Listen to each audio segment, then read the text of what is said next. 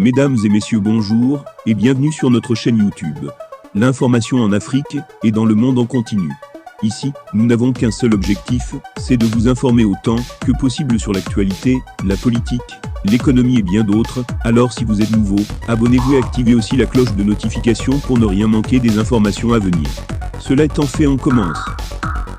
Eh bien les amis, nous tenons à rappeler que les images utilisées dans nos vidéos sont à titre illustratoire. C'est donc sur cette lancée que nous vous conseillons et nous vous recommandons de rester poli dans l'espace commentaire, sous peine de voir votre commentaire tout simplement supprimé. La nouvelle semble surprenante pour certains, mais pour beaucoup d'autres, elle n'est que normale. Car vu l'embargo des événements qui frappent l'Afrique, et plus précisément le Mali, on pouvait s'attendre à une telle situation.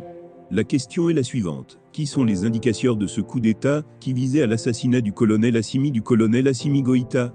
Selon les premières informations reçues du côté de Bamako, il semblerait que ce coup d'État se serait fermenté par une puissance occidentale, laquelle? L'annonce a été faite, ce lundi 16 mai au journal de 20 h de la télévision nationale, par le porte-parole du gouvernement, le colonel Abdoulaye Maïga. Un groupuscule de militaires a tenté un coup d'État contre le président de la transition, le colonel Assimi Goïta. Un groupuscule d'officiers et de sous-officiers anti-progressistes maliens a tenté un coup d'État dans la nuit du 11 au 12 mai 2022, a affirmé le porte-parole du gouvernement. Le coup d'État, souligne le communiqué, a été fait dans le dessein malsain de briser la dynamique de la refondation du Mali. Les auteurs présumés de la tentative de putsch étaient soutenus, selon le colonel Abdoulaye Maïga, par un État occidental. Le coup d'État a été déjoué et plusieurs personnes ont été interpellées. Le gouvernement assure que la situation est sous contrôle. Aussi, le gouvernement informe que les mesures appropriées ont été déployées pour le renforcement des contrôles aux sorties de la ville de Bamako et aux postes frontaliers du Mali.